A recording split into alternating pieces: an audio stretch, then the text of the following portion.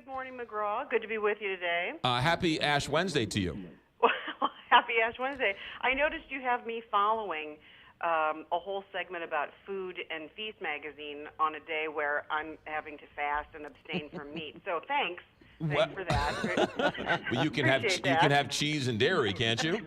I can have cheese. That's why we but had only in small portions. All right. Well, we have you on the show because clearly I'm the best Catholic in the room because nobody knew any of the rules about Ash Wednesday, and one of them being Ash Wednesday is not a holy day of obligation.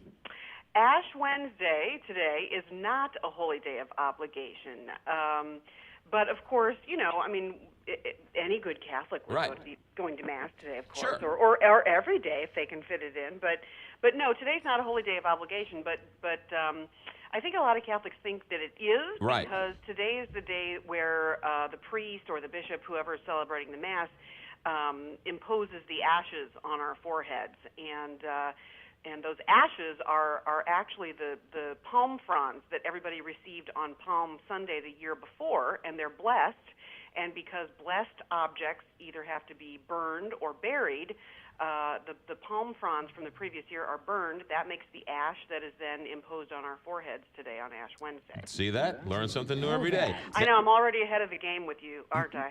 Now, Elizabeth, the other thing they scoffed at me over yesterday was when you give up something, it's 46 days between Ash Wednesday and Easter, and so Sundays, whatever you give up, you can then divulge on Sundays, right?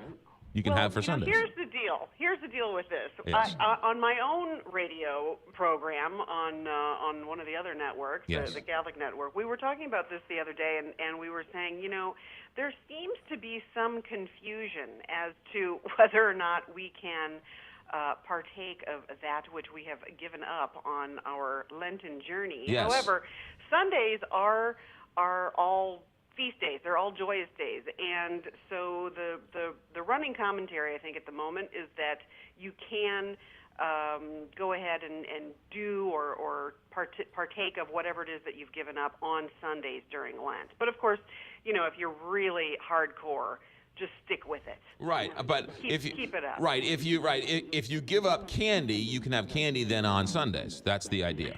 That's the idea. Right. Certainly don't gorge yourself, because then, of course, you commit the mortal sin of gluttony. So which is what I said yesterday. Elizabeth, you and I are right in step here. Right there. Oh, boy. Now, Elizabeth, we have just about a minute left. Fish fries. Give us a couple of good fish fries between now and Easter. We should visit. Look here now, McGraw. I speak on behalf of the Archdiocese. I can't possibly just name one, but you can name two. I will tell you, if you are looking for a fish fry to attend on Fridays in Lent, the Catholic newspaper, the St. Louis Review, has a list, and you can also go online to St. Louis Review and type in "Eat More Fish," and you will find every fish fry that the Archdiocese of St. Louis has to offer, and they're all fantastic, and they all offer something different. Very smart, politically savvy answer. Is it true you can have pizza at a fish fry?